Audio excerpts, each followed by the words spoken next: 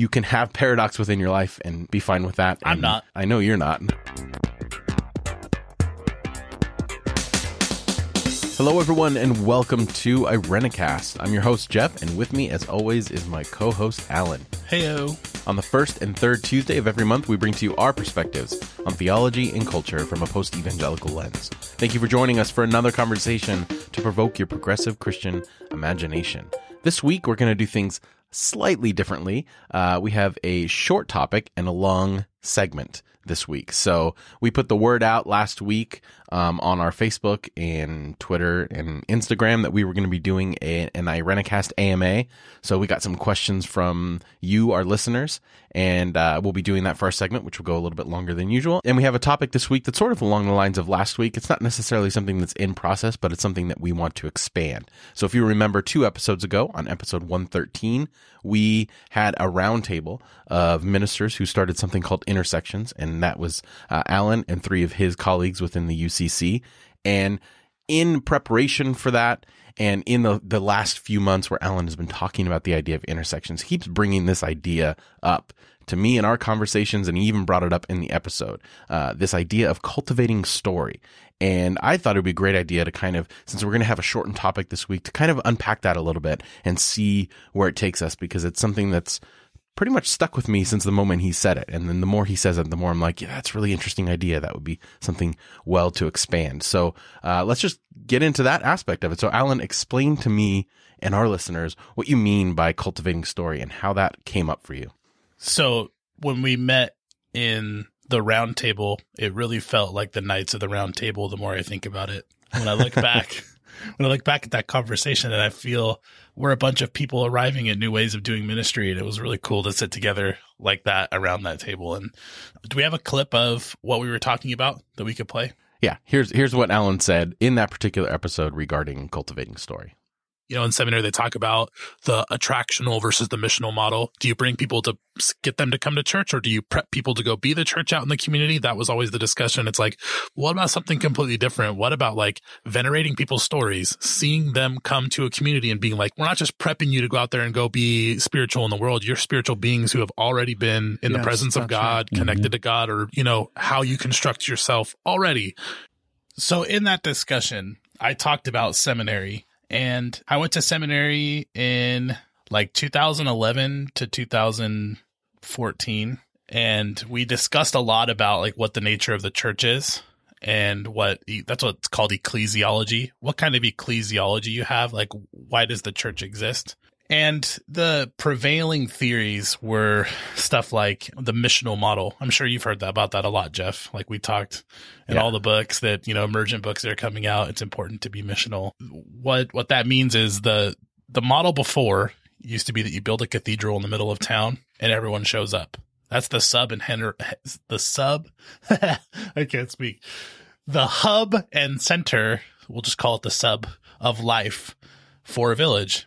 And, you know, when people attack, you all hide in the church, the community itself, all of the important things happen in the church.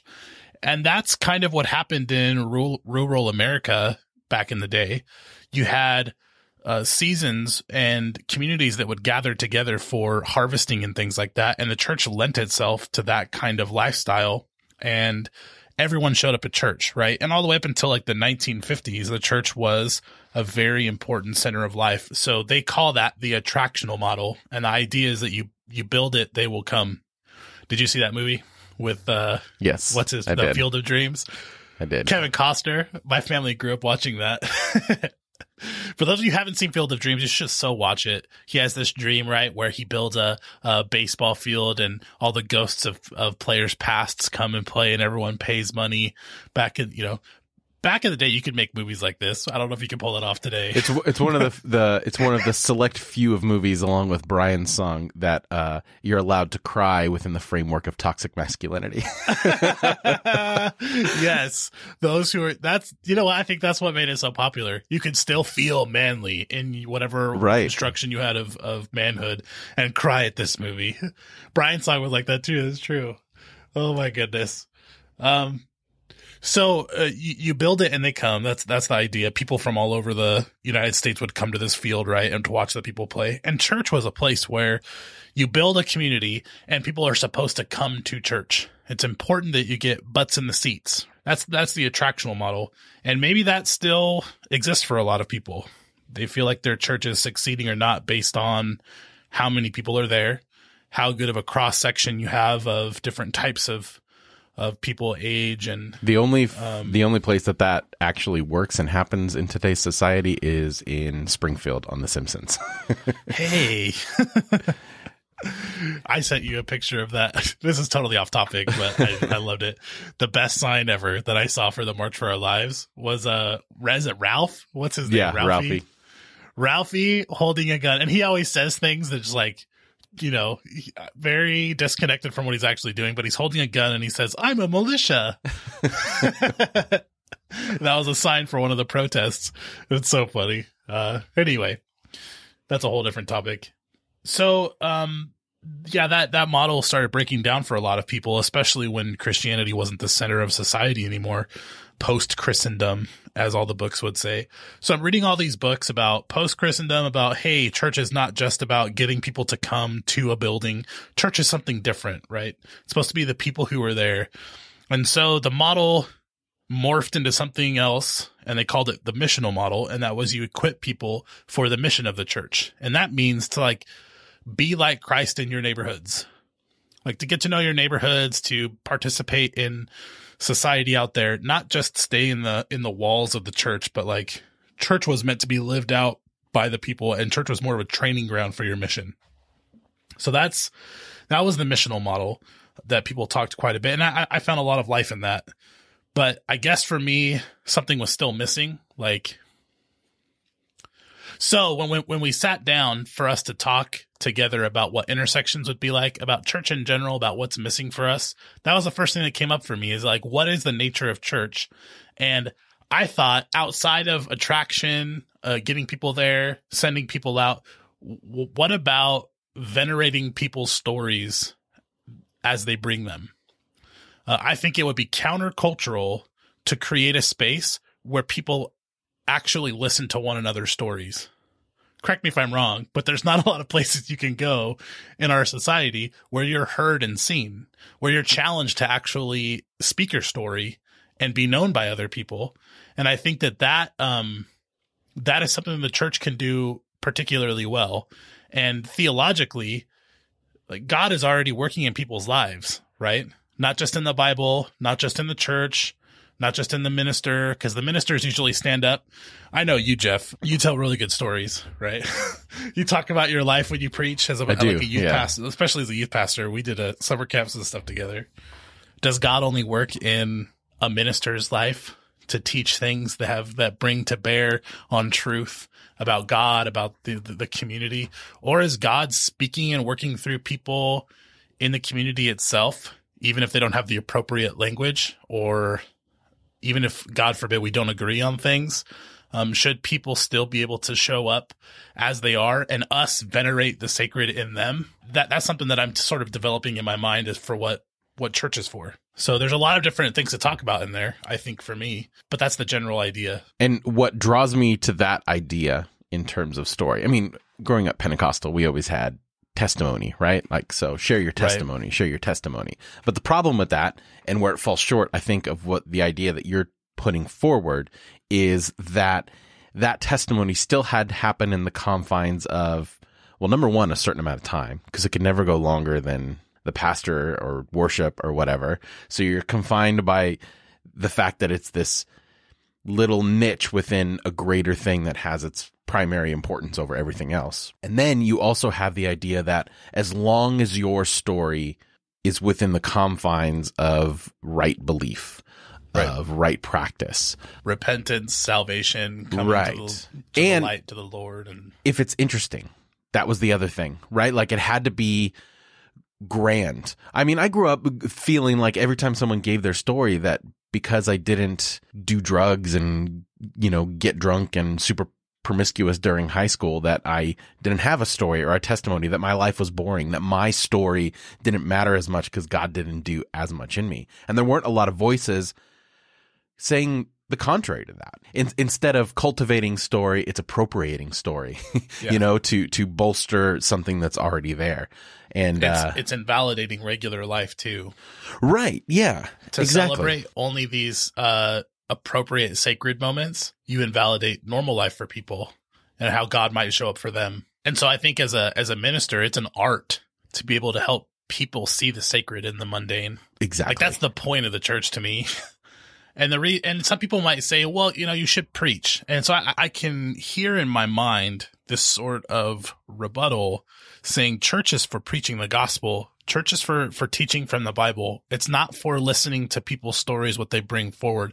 Like I'm considering doing once a quarter and maybe even as much as once a month, having a Sunday where I interview someone from the church about their life. I help them ahead of time, prep them because that's a part of my pastoral duty, and celebrate who this person is. Because we've done funeral after funeral for people after they die, and everyone speaks about their lives. Everyone says how much would they care about them, but they're gone. And it's like, what about when people are still around? Can we venerate their stories before they die? And can that actually be a function of the church? So I thought about doing that, and I hear this rebuttal being, why would we listen to just fallible people reporting their experiences and think that that is as important as the Bible, as important as preaching? And what I would say to that, and at least what I'm saying in my mind and having this internal dialogue, is that the gospel is enfleshed. There is no Bible that exists outside of the bodies and experiences of people. Everything in the Bible was people reporting their experience of the divine, reporting their experience of the good news, of the good work, of what matters. And it almost feels like the classic Christian thing is to be like, your life doesn't matter. Your experiences don't matter. You have to just take on this doctrine or something like that. And to me, that invalidates the entire mission of the gospel, which is to see God working inside of humanity, inside of people, being connected to those maybe mundane things. Right. And what we do when we do that, is we normalize, quote unquote, normalize a certain way of life, and that disregards everyone else's way of life in an unsaid way, right? If you don't like we've talked about this numerous times throughout the course of the show, but the idea of representation, if your community is going to have its own stories, and to be able to cultivate that, but also how do you cultivate an identity and at the same time leave a wide open door for the expanse of that identity? And I think that's what pastors should be concentrating on, not their stupid sermon and, dumb doctrinal crap and all the, stuff that goes in that. Like, I'm so sick and tired, because I think what you're proposing, it takes a dramatic shift in the way that pastors are trained, the way that pastors are taught, the way that they operate within a church. And then it also goes against the tide of just what people have come and grown accustomed to in churches on committees and all that kind of stuff. And I'm so sick of hearing, well, that's just the way it is. You gotta go with it. And I understand nuance. I understand change. I'm actually pretty good at that in a ministry setting, and being able to shift the focus and steer a big ship into a way in increments. So I understand the big work of what that takes, but it doesn't mean it's not worth it. I mean, it has to happen. Otherwise, it just dies. It just flounders. And when I say that, like, not at the expense of like, oh, well, there's not as many people attending or whatever, but the people within inside, they think that this is what the church is. It's just routine. And I don't know. Yeah. This would challenge our ideas of what a church is. Right. Directly. And one of the dangers that you bring up that is very true is that you run the risk of not being able to control what the common identity is. Like, yeah, you center, like my church, we center on the person of Christ, the work of Christ, and following Christ. Like it says on our front of our church, a Christ-centered community. It does not mean that we all agree on everything. And I think the danger of opening up the church to venerating people's stories is that we don't all agree, and our theology might be very different. There may be people who completely construct that in a totally different way. The beauty, in spite of that danger, is that you're actually doing theology together. The way it works right now is the pastor stands up and says something, this is the way that it should be. Everyone goes in their homes and they nuance it. among themselves. They nuance how it applies to their lives, what may or may not be true. That sometimes, I'm like in a perfect ideal situation, they'll talk to their kids, their teenagers, and bring them in on it too. But usually that doesn't even happen. It just happens on an individual level or maybe between spouses or something. And the community applies it in all these different ways. What about doing public theology together with people who are quote unquote, maybe not theologians or leaders or people who are appropriate to have like some say, but who would live something totally differently? I do believe I can learn something from the people in my congregation. So much, right? I don't have it all figured out. And I think doing public theology together, what my job is as a minister is making sure that that happens in a life-giving way, that there's we talked about an intersection, a container, right? Like creating 1 Corinthians 14, this just pops into my head. Paul's talking about the different spiritual gifts that exist in a congregation and what people bring to the table. And he says, when you come together, everybody has something, right? Some have a hymn, a song, some a lesson, some a revelation, some a tongue, some an interpretation. But everything is supposed to be done for the edification of the group. And I think the trick there is allowing for so much diversity, allowing for people to show up as they are, to bring what they're bringing, to bring their story to be venerated, but to create an atmosphere that prevents people from silencing each other or from dominating the conversation or just embarrassing themselves, maybe even. Like there's something, sometimes I can work with people ahead of time to listen to their story, to kind of like, to help them have another ear to work some things out. Sometimes it just helps me to speak to someone ahead of time before I publicly speak. And it makes me more clear on what I want to say. Not that they're guiding me, but that they're just being a listening partner. I think that is what pastors have a gift for, is helping people.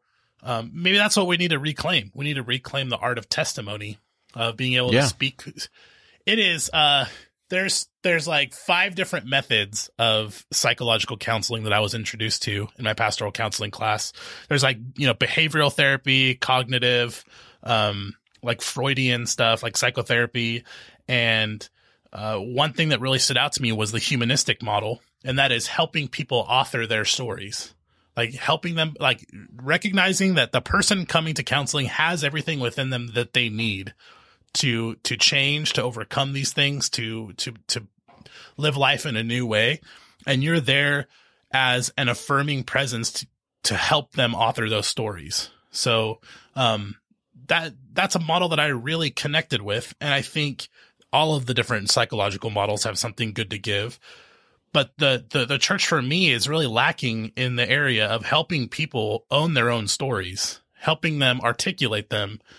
If we could just offer that to this next generation, we'd have all our millennials back. I think like all of the and I know that sounds really weird or whatever, but there's an entire group of people who have ditched out of church because it doesn't connect with them. It doesn't apply.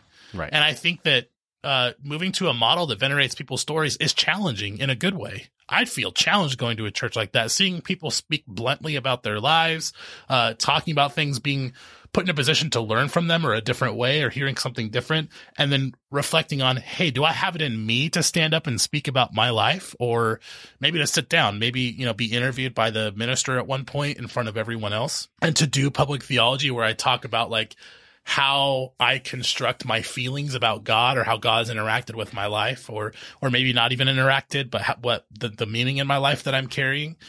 That kind of invitation is an invitation to vulnerability. And that's obviously scary. There are groups who are doing good work like that. Like StoryCorps is one, where these interviews happen where people talk about their lives that are really interesting. You can interview anyone, record it, upload it to the website. I love that. But that's different doing it in a congregation of people of all different kinds, people who are committed to being in community with you and to actually know you for who you are. That's so much more miraculous to me. Yeah, and it's work to cultivate, much more work. Yeah.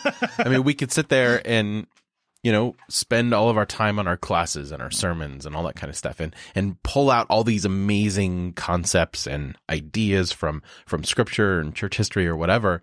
But the plain reality of the fact is that we are one person, and there are going to be some concepts that we might find interesting or academically challenging, but we have no embodiment of that experience in our own life. But there are people in our congregations who do have embodiment of that experience and exploring that and being able to get to know people's story on a regular basis, so that when you get to a place as a pastor or minister or speaker or whatever, to say, this idea is really interesting. I wonder what it feels like. You know what I mean? I wonder what it's like to have this experience and then think, oh no, this person said that when we were talking, and oh my gosh, I need to call them and find out, like, incorporate them into those things and make this a mesh of how do we balance our story, our neighbor's story, and then the church's story, right? All in tradition, whatever we call that tradition, right? The church's story, and meld that in a thing that is palatable.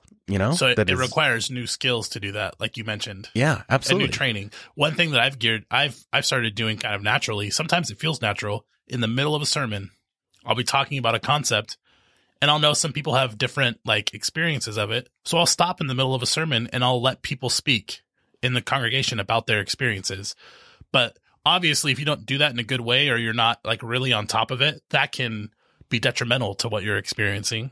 So there's skills in presenting it a certain way, but letting people speak and disagree or talk about how it affects them personally, and watching other people doing that and feeling like you might have a place to say something if you feel something, that creates an entirely different atmosphere. That's a third space outside of missional and attractional. In missional, you're being taught what to do, taught how to do things. You're not necessarily bringing anything to the table. Maybe you're just the raw materials, and you're being shaped into something and sent out, as opposed to you've already been shaped. And this is what I want to jump on. I think maybe the theological disagreement is that God works outside of the Bible and the church. Right. Does the Spirit work in different ways that are not approved or not churchified or Christianized? Not only does the Spirit work in that way, does the Spirit work in people and cultures and ideas outside of our own that we should learn from? Those are two different things. I think some of my friends who are probably more conservative than me, theologically, would say, of course, God works outside of the church and the Bible to draw people to the church and the Bible. But that's different than does God actually have something to say to us through other people is a totally different idea. I believe that. Or even have the concept and the idea and the mental framework to see the Bible, the church, and out there or whatever as equal spaces of where God is working. Because what is the Bible? It's a manifestation of that idea. Right. People working out their crap throughout centuries of time and putting their stuff out there in a way to tell their story or tell their community's story. And most of it is story reflecting on tradition, right? They're not telling and recording, especially in the Hebrew scriptures. They're not, actually throughout the entire scripture. They're not telling stories of things that are happening to them. They are reflective exercises in past stories and past experiences and how that reframes. And then that's what the church is, right? The church is just a reaction to whatever community or whatever cultural they have around them. And that becomes their identity. The problem is then they take that identity and they try to universalize it for everyone else and say, this is our experience. It needs to be yours as well. And that's the mental jump that doesn't have to happen. Right. Maybe the whole purpose, not the whole purpose, but maybe one of the gifts of the tradition is that the smallest person on the national platform does have a story that matters. Israel matters. Their story matters. Their connection with God matters.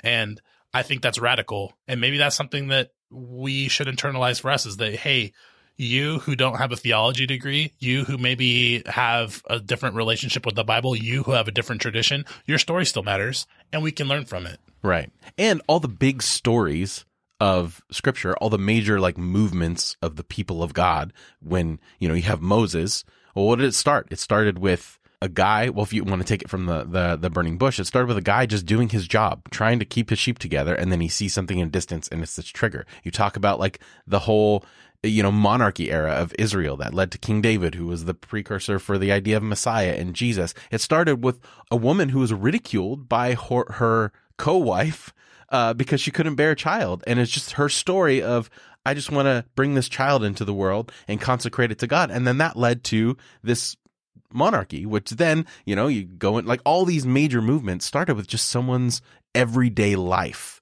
working within that. And I think that we forget to highlight the everyday life. That's sad because that's where the power is located. Right. And what evangelical Christianity does wrong is it invalidates human culture and story and expression and literature, because those things have power to create, and they're not bad. They're not in and of themselves a bad thing. They just are.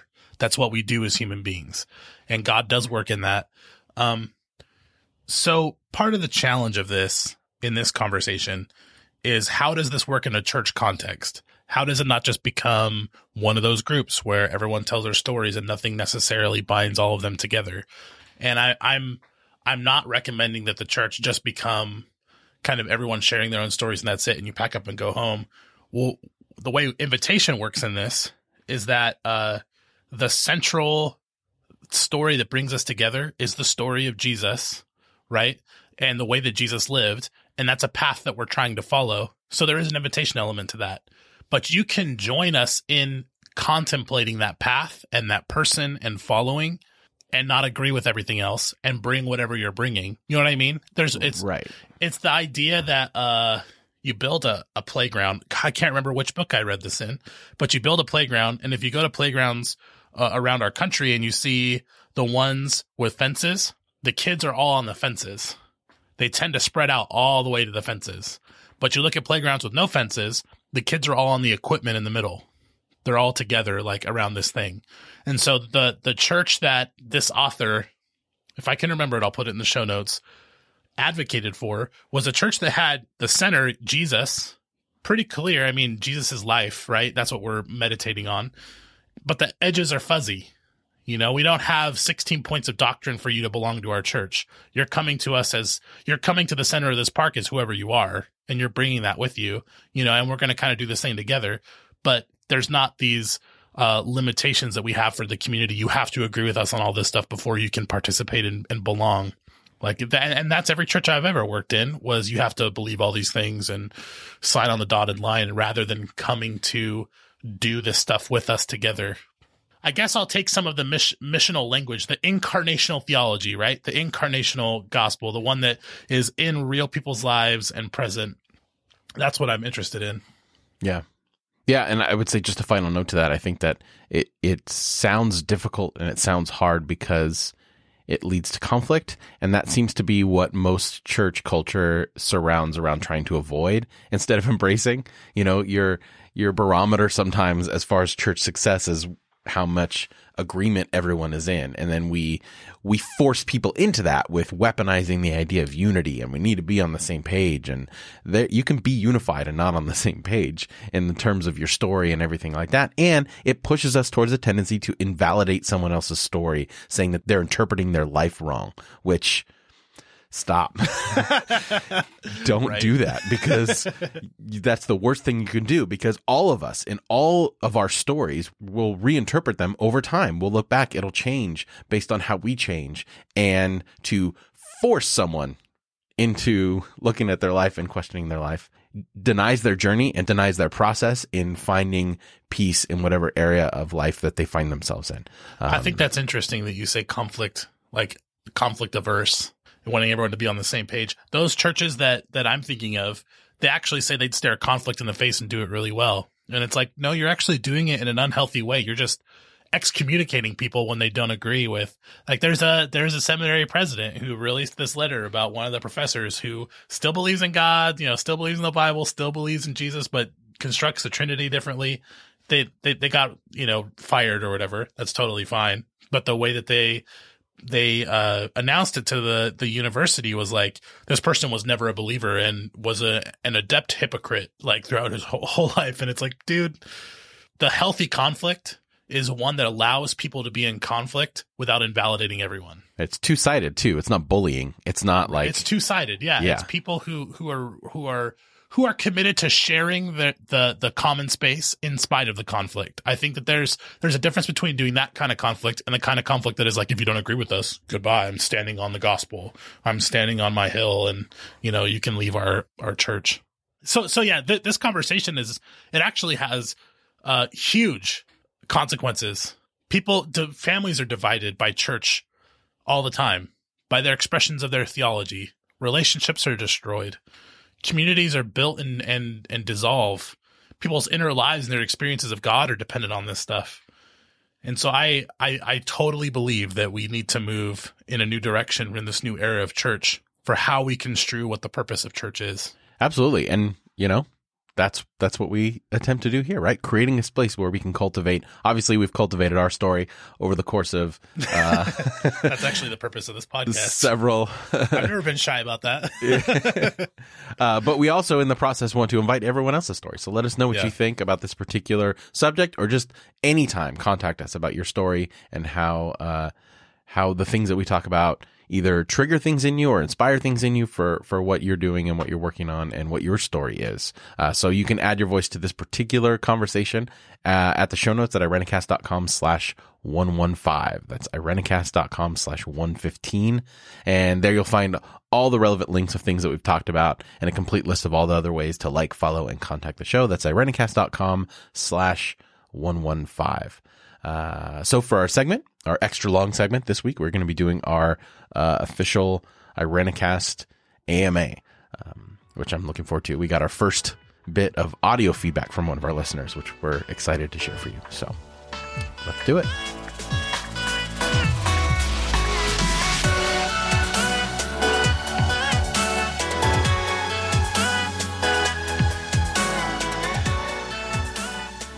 So in the spirit of cultivating story and conversation, we put it out there, like I said at the top of the show, that we were going to do an Irenicast AMA. And I just want to make clear from the beginning that this is an ongoing thing. We'd like this to be a regular segment. So anytime you have questions, comments, concerns to the show, which we've been getting so much great feedback over the last few months since we returned from our hiatus, please do that. There are so many different ways in which to do that. You can go to our webpage at Irenicast.com/contact or the feedback section, and it has... Or message us on Facebook. Yeah, or message us on Facebook. It has a list of our personal emails, the podcast email, which is podcast@Irenicast.com. We have a feedback form. For those of us who form. are not as technically savvy, would you tell us what AMA means? Oh, that's right. It's it comes from Reddit, right? Ask me anything. I think so. Yeah. So ask me anything. Ask me anything. Any question. So maybe we should clarify that with the promotion of it.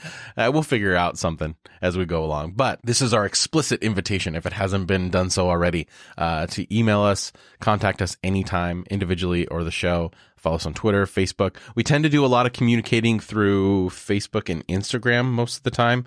Like we put our episodes artwork on Instagram every time we post a new episode, and then we post pretty regularly thanks to Alan on Facebook. He is the meme king, and he finds wonderful things to put up there. I put up a lot less than I want to. I'll just say that.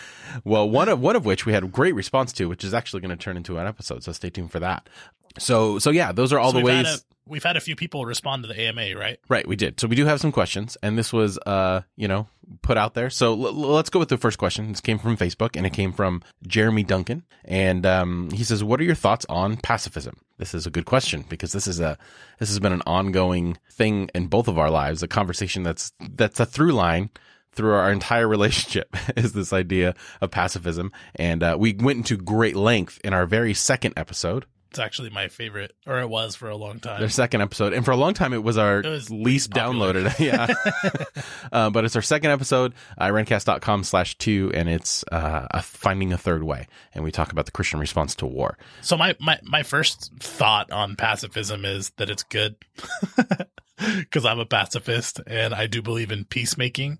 Not the kind that avoids conflict, but the kind that gets really involved with creative solutions. And we talk a lot in that episode about the lack of creativity in things like war and violence. And prophetic work is creative work that brings about peace. And now I think as I've kind of, I guess, gotten older, that was like 3 years ago. So can I say gotten older? As my perspective has been maturing, I find that I chafe a little bit at some people's way of being a pacifist. Like, it's easy to be a pacifist when I live in a world where I'm not under threat constantly, and where I can sit from my armchair as a white male who's big enough that I don't face threats of violence even on the street when I'm walking, like that I don't live in an oppressed nation. Like, I think of Gaza being occupied. today, I think they just had 12 people killed by the Israeli Defense Forces when they're on the border protesting. And I think of people who demonstrate when their communities are policed differently. And it's hard for me to look at them and be like, you should be a pacifist too. You know, you don't have a right to pick up a rock when someone is murdering you and hit them in the head with it, kind of thing. So I've been moving away from armchair pacifism. I think that my kind of pacifism is if you choose that, you need to be willing to put your body in the way of the gears that move things. And so pacifism is not an easy ideal, but something that's embodied. And I don't know, I'd probably hit someone or tackle somebody. I think my pacifism personally, this is just off the cuff and personal. I think my pacifism stops short of killing someone. Like when I see property destruction, I'm not like, oh, that is so morally wrong. I mean, Jesus participated in property destruction, right? Like he let all the animals out in the temple, flipped over the tables, took out a whip and had them move.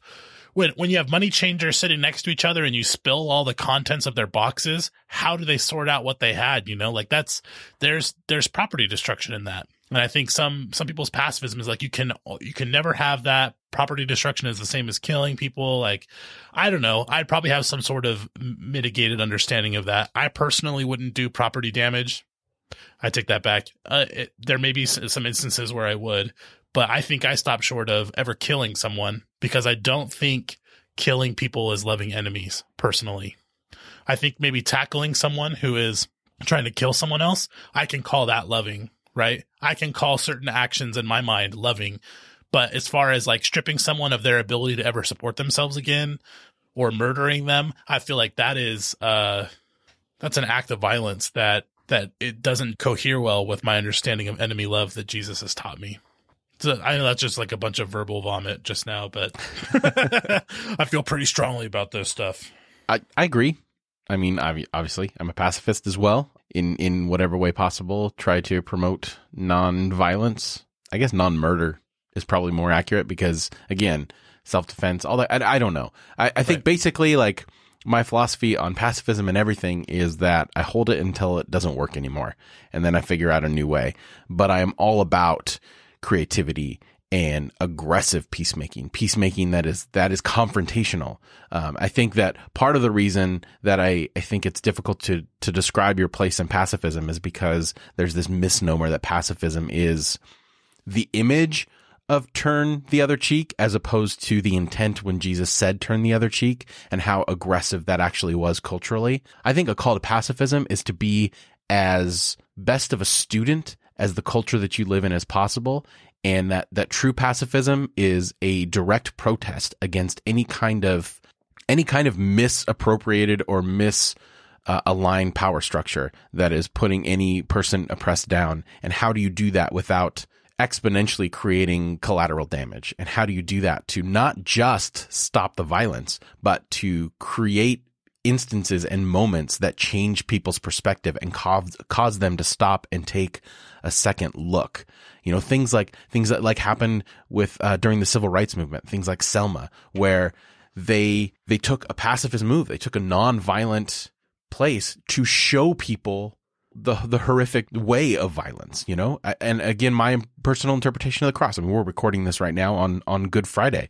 My idea of the cross is that it is a manifestation, is an embodiment of what happens when power structures overstep their bounds. Like that is a violence that Jesus and some people in our American history have subjected themselves to on purpose for the benefit of people that look at it, and not in the benefit of like, oh, this Hallmark moment kind of reflection, but in a horrific, man, we really need to take a look at this. And then I also, before you move on from that, Delonte is a person that I went to seminary with, and he does a really good work. We'll put a link on it to his Facebook status. He said, what does it mean it is finished? How do you preach it is finished? Like to a community that is dealing with another unarmed black man being killed by the police. Right. How do you preach it is finished? And I never responded to it. There's a lot of good theologians and Bible scholars responding to his status because he's connected to them.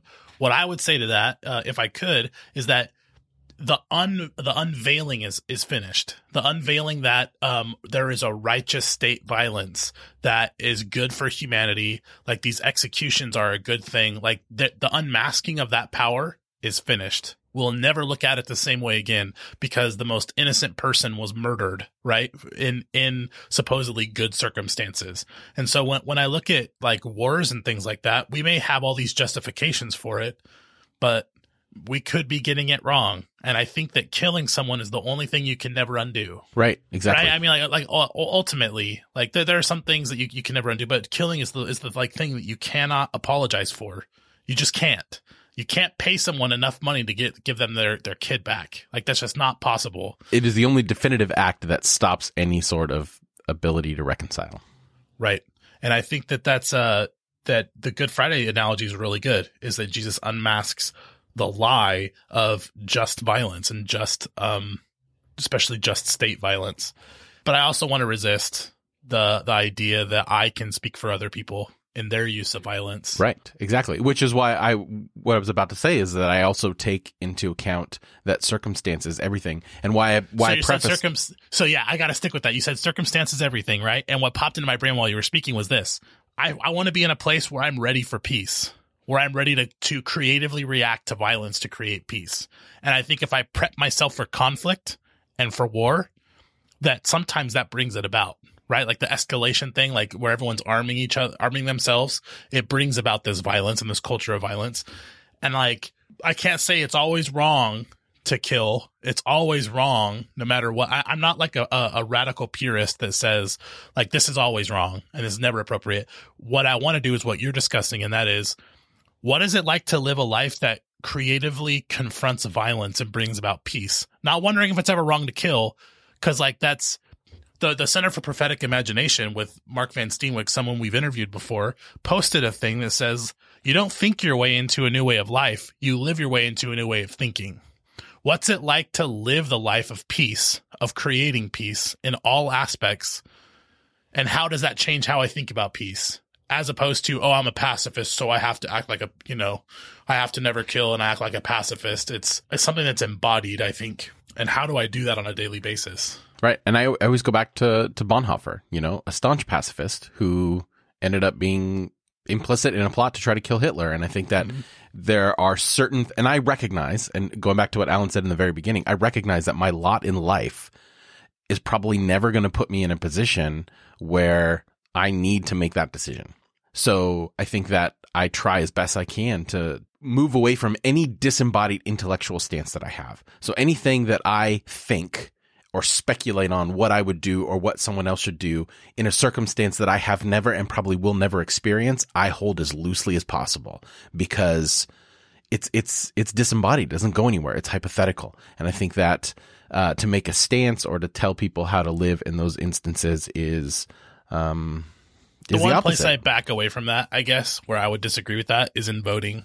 In the way we construct our society and our culture and our country, we vote for people that routinely kill people in third world countries to keep our weapons strong. There's no other way to put it. Like we fight proxy wars, right? In Syria against other major powers just to keep our slapping hand strong, and we kill these other people. And I think our votes actually create that stuff. We willingly put people in power who don't bat an eye at conflict and armed conflict. And I think that we need to be a society that puts people in power who are actively involved in peacemaking, not war making. Right. But I mean, we can have a whole conversation on whether voting is an embodied act anyway. See, that's actually what I was just trying to say. Thank you. That's exactly what it was. I'm trying to tell people it is. You're creating something. You're not just avoiding, the lesser evil. You're actually actively creating stuff when you vote. Anyway, I get kind of passionate about that. So we should probably move on to the next question before I have a meltdown. Maybe we'll have a voting episode around November. Oh gosh. Thank you. Who said that? This is Who Jeremy. Brought up the topic? Jeremy. Thank you, Jeremy. Yes, thank you. All right. Our next question is actually an audio question. So we will play it for you. And then we have another question from someone else in the same area of the world, which is awesome. We're getting international listeners, that's along the same topic. So we're going to kind of not lump them together, but well, I guess I'll lump them together, because they center around the same topic. So here is Jessica from Australia. Hello, I'm Jessica and I'm from Australia. I'm really enjoying your podcast. As a mother, I'm wondering, what will you teach your children about Christianity, God, the Bible, and Jesus? Also, there's a book I think you might be really interested in called The Critical Journey by Janet O. Hagberg, and it's about stages in the life of faith. I think I've found a lot of encouragement out of it, and you might too. Thanks. Thank you, Jessica, for your feedback. And we will put the book that you mentioned in the show notes. So that's in the show notes at irenicast.com/115 in case anyone out there is interested. And then we also got this email from Kate in Australia. And she says, "Hi, guys. I just discovered your podcast and I'm working my way through each episode. I haven't listened to at least half of those available, so I apologize if my question has already been discussed." It has not, actually. This is not an issue that we have broached thus far in the work of the podcast. She goes on to say, "I live in Australia in an area where I don't know any other progressive or post-evangelical Christians, let alone any churches or gatherings that might have similar theology/beliefs. I have 2 young children who I am keen to raise in a faith community. I'm unsure as to whether an evangelical/conservative church is preferable to attend than no church at all for the sake of my children's spiritual development and relationships with other people of faith. I would love to hear your opinions on this. Thank you for your show. I've learned so much from every episode and love hearing your opinions and insights." Kate, thank you so much. So kind. Everyone is so wonderful. They are. First thing, I think that a lot of people can relate to that isolation. And it has to be so acute when it involves your children. So I'm sorry that there's not a dearth of communities you could just join at any moment to have your children poured into. That's the thing that I miss the most about my evangelical upbringing, is that there was places to belong in these churches with tons of kids and tons of adults who loved on you. And yes, they wanted you to be a very certain way, but at least they were involved in your life, you know? So I feel that. And secondly, man, the hesitation to just send your kids to any Sunday school, I feel that. I totally get that. These things are really powerful that we're talking about. Like, who is God? How does God look at you? Who are you? Are you inherently evil as a kid? Are you like beloved? They're important topics. And I understand the need at some point to be like, is this really good for my kids or not? The first question is, what would you teach your children about Christianity, the Bible, or Jesus? Jeff, do you want to answer that? I don't have any children. I do have some kids in my life that I see, but I don't see them on a daily basis. So how would you answer that? What are you teaching your children about Christianity, the Bible, and Jesus? Right. So this is something that I've struggled with as well. Number one is, along with Kate, your question of faith community. I think right now I'm working at a church, but my family really doesn't necessarily attend all that much due to work and all that kind of thing. And it's tough because I think I'm in a place now where I have, for the most part, like reconciled my past and my present in terms of being able to be thankful for my church upbringing and really seeing it as an important part of who I am, and mourning that my kids might not have that experience depending upon, our movement forward and where we want to go and all that kind of stuff. And in terms of how do I teach my kids about God and all that kind of stuff, my evangelical upbringing is pretty helpful because at this point in their development, they think in black and white terms. They think in terms of where an evangelical approach, for the most part, in talking about God and Jesus as real, concrete people and things, and talking about the stories of the Bible, in real ways, because for them,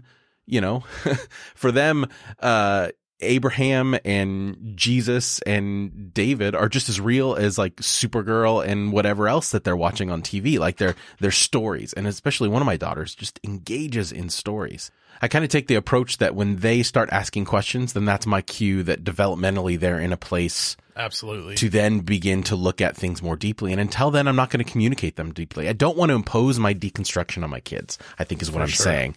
And to give them baggage and problems that they may not have use for at the moment. Right, exactly. One thing that you just said that springs to my mind is affirming their impulses as little theologians, like affirming their exploration, their construction of who God is, asking them questions in response to their questions, right? Right. Mm-hmm. I think that's as important as what you actually, definitively teach them. One thing that comes to my mind is like, I think that you should be free as a parent to tell the stories of the tradition of the Bible, like you said, Abraham or Jesus, to tell them as these stories that you find meaning in, and be really clear on why you like these stories or why you think they're helpful or what about them. Because there are some stories that may not be appropriate. Like I remember when I was a little kid being taught about Noah and, everybody dying and trying to like hit the ark to try to get inside and being like, what the hell? Like, why are all these people being murdered as a kid? Oh, that's a good thing. That's holy. And it's like, well, me as a kid, I don't have the capacity to think about cultural implications, to think about things more abstractly and connect them to different ideas and hold these things loosely or take something. Like, I don't have the ability to do that kind of stuff. So I think for me, I would highlight some really meaningful stories in the tradition. Get them really clear for yourself as a parent why they speak to you.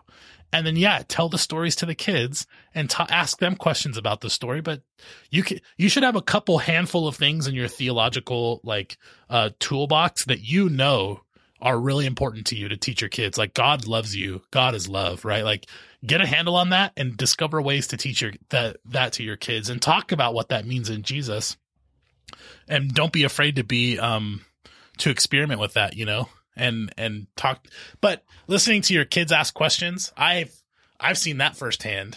When kids start asking questions, that's a great time to jump in and recognize that these conversations can happen. Yeah. And I think that, there are developmentally inappropriate stories in scripture, and absolutely don't tell them, like Noah's Ark, even the cross, I find difficult. Like, how do I explain the nuance of that? And so I don't. You don't sit your 4-year-old down and be like, let's talk about execution and stuff. Right, exactly. No, and it's horribly awkward to see it happen in church where it's like, oh, no, don't. And then they do. Anyway. And so I think it's important to find a community that knows what's appropriate. And people are trained in that. We're going to have an episode where we bring on Bonnie Rambob, one of the ministers that was in the Intersections episode, so she can talk about her work with children, because she has a website and a ministry that deals with the spiritual development of children, this exact topic, and we'll have a whole conversation. I do want to throw one last thing out as an aside. This may not answer your question directly. I was watching a little kid pray in first grade, and they referred to God as God the Builder, like Bob the Builder, like the show with like the construction. And I was like, that is so cool. That is so cool. Like seeing kids construct in their mind like things about God, or I love it. I love these questions that kids have and the insights that they may have. Right. It's good. It's good. And then I would say that I think the most important job, maybe not the most important, but one of the most important things, at least one of the most important values that my wife and I share when it comes to our children, is to create an environment where no question is ever off limits. And not just off limits, but not ignored, and that whatever answers we give are more invitation to ask more questions if need be. And I think that as they develop, that setting will help their development more than anything, because then they'll know and you'll take their cue from their development when they're developing critical thinking skills and how to kind of answer those questions, and then being honest when you don't know the answers, right, and creating that kind of environment. In terms of ideas of Christianity, there's a couple things that I would recommend. Matthew Paul Turner has written 2 children's books, one called When God Made Light and the other one, When God Made You. They're wonderful. And then there's a series of books that I was just introduced to. They're by a woman named Marie Helen Delville. I think that's, I'll put all this in the show notes. Or links to these all in the show notes, but she does some really good ones. They're kind of like the For Young Children series. So she has the ones that we've read to our girls are Psalms for young children and Images of God for young children. And they're good. They're great. They're to kind of introduce those concepts and those ideas. And in terms of, Kate, in terms of your question regarding like church community and all that kind of stuff, I go back and forth about this. I know a lot of parents, they go to a church just for their kids, and I don't know if that's not necessarily such a bad idea. If you're willing to stomach certain things, if you think that the community is overall healthy for your children, I don't know. I have a hard time with that one because I benefited so much from youth group. Right. I'm so grateful for that experience. I wouldn't be here without it. But at the same time, I struggle with that with my kids. Do I really want them as kids to go to a Sunday school that's saying all these things against what I do? And then how do I maneuver that without creating an adverse relationship that my kid feels caught in the middle between the church and their parents about what they believe and what's going on? What I would recommend is just Googling godly play in quotes. Godly play. There are churches that are more progressive that use that paradigm for their Sunday school. I guess it's a new thing. I haven't delved into it too deeply. There's not a lot of kids at my church, but I've recognized the progressive churches that I really look up to all have this as a part of their Sunday school curriculum for the really young kids. So just look at your area, look up godly play, and if a church has it on their website, you might want to give it a chance. Or put something out there and start. Maybe maybe there are more progressive and post-evangelical Christians in your area that are feeling just as alone as you are. And if you put something out there, a feeler, to find out if there are more people and kind of see what happens. This is a great question, and we'll it follow really that is. up. Yeah. Hopefully that sets you in the right direction, and recognize, we're not experts, especially in parenting. I can tell you firsthand. I think Bonnie might be. We're going to be inviting her on. Right. So Bonnie, the episode that we're going to be having soon, her kids are grown, and she has much more perspective than those of us that are in the midst of it. Because I can tell you, the one thing that I know for sure that parenting does is cause you to second guess every single thing that you do.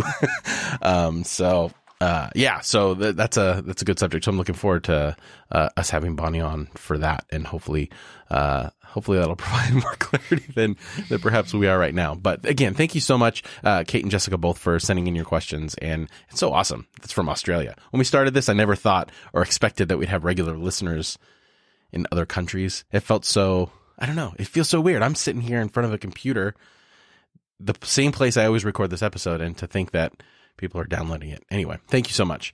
So our final question for the AMA comes from, and again, forgive me if I mispronounce any of your names. Feel free to send us an audio of the pronunciation of your name. But this question comes from Facebook, and it's from Jim Henvik. And he says, can you believe in science and miracles? So just to give a small response, a short one, I think we should have an episode on this. Jeff, you said that. We should have a whole episode. I agree. We need a miracles main topic episode. Of conversation. If you listen to David Hume back in the day, he would say no. David Hume doesn't believe that miracles exist. He was a philosopher. He says they only happen in third world countries. If we go back further, Baruch Spinoza would say that the laws of physics are God's will, like one expression of God's will. But there's a really good book called Miracles, written by Craig Keener, Keener, and he basically just surveys the miracles stories that do exist in the quote unquote first world. Like David Hume split up the world, right? There's these third world uneducated people. Miracles happen there, but they don't happen in any enlightened areas. Well, Craig Keener surveys miracles in the quote unquote enlightened areas, the North American or European centers. And there's just so many of them. I read through that book, and it's just thing after thing that basically debunks the idea that miracles are a phenomenon for the uneducated or whatever, or the culturally different than whatever social location you're in. So I think that's a good place to maybe start as to where miracles, do they exist? Do those stories exist? One thing that I question is, what is the origination of that? Do we attach that meaning afterward to a surprising phenomenon? How is God interacting with the world? I don't do science. One thing I would say about science and miracles is that what I believe about miracles doesn't determine what I believe about science.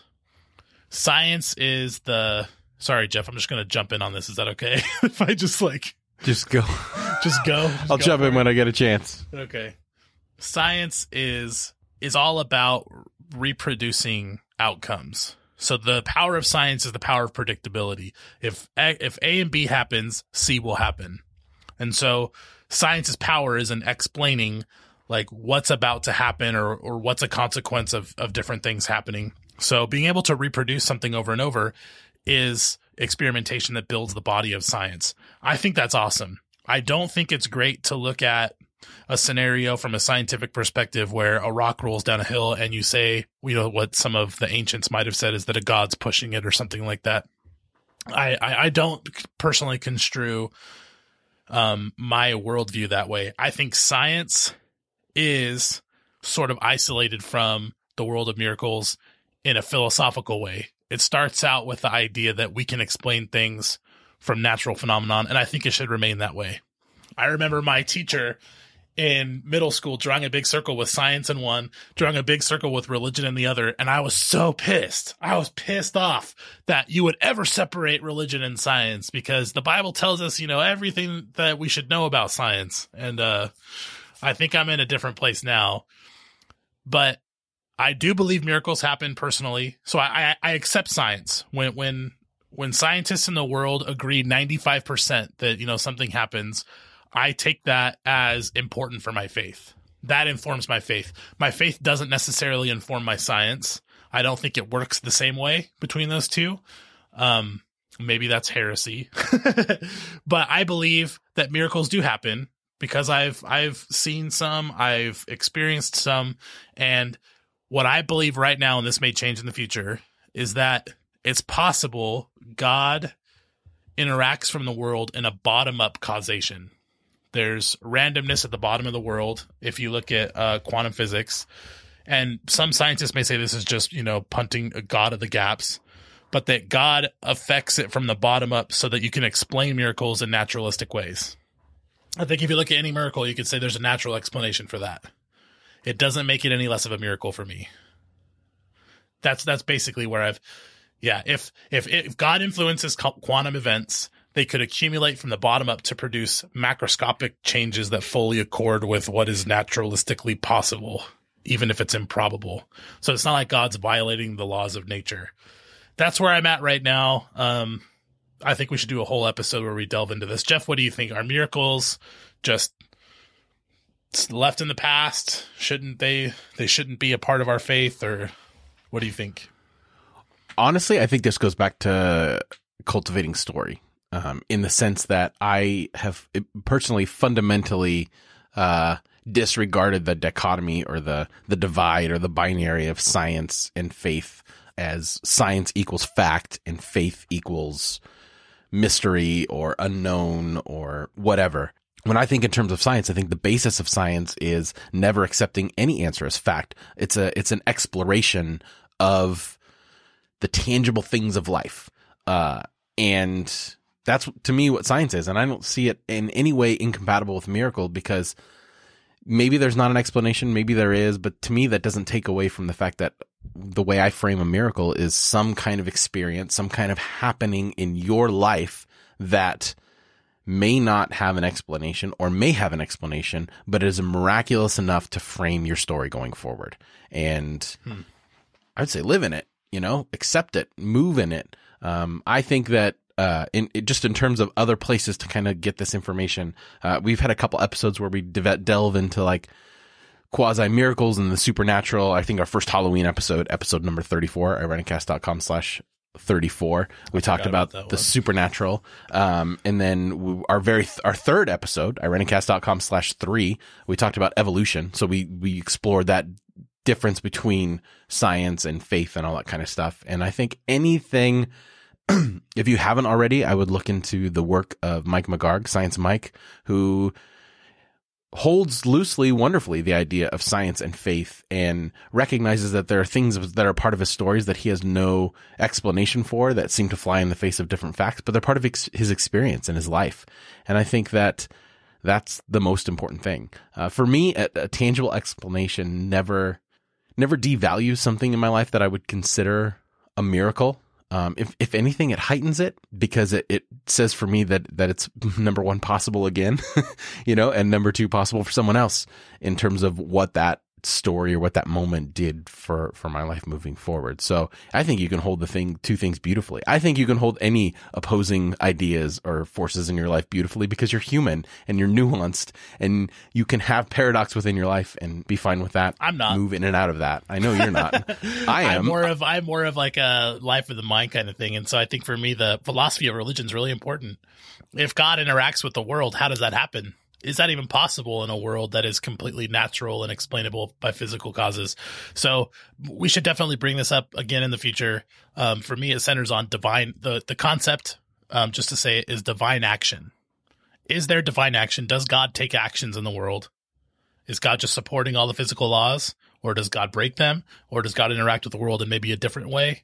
Though that's worthy of discussing outside of just personal experience, that maybe you can't always get away from it, but also getting a grip on it from like a systematic theological perspective. I think that's super interesting, and we'll bring up some more thinkers in that conversation. Right. And I would say even the divide of is it all about divine action? I would say that all action is divine action. And how can you separate any action from being divine and another action not being divine, and what that means and where that goes and all that kind of stuff. So yeah, that's a big question. And it's definitely, I think when we were talking about this episode and which order we do the questions and stuff, we thought we give our brief response to this one, and then we definitely put it on the agenda for a full episode because I think it deserves as such. It do. Yeah.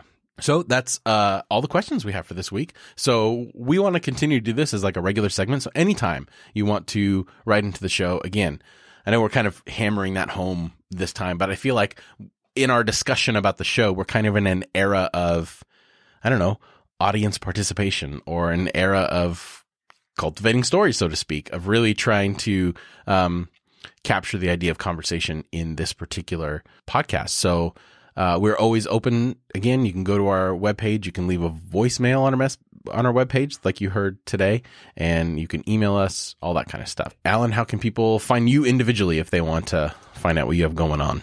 Facebook, as always. Even with that recent hack, I'm still on there.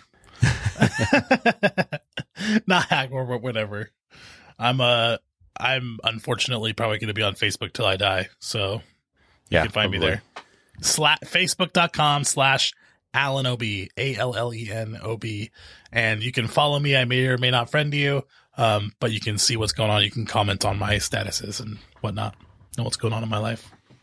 Sounds good. And you can follow me on all the socials. Well, I have a private page, so you might find my private page on Facebook, but I don't accept friend requests, and it's not public at all. But I do have a public Facebook page that I'm more and more cultivating and trying to post on a regular basis and create interaction. So you can check that out. Instagram, Twitter. Twitter I'm not so good at, but I'm working on. And you can listen on the second and fourth Thursday of every month to my other podcast, Divine Cinema. That's at divinecinema.net.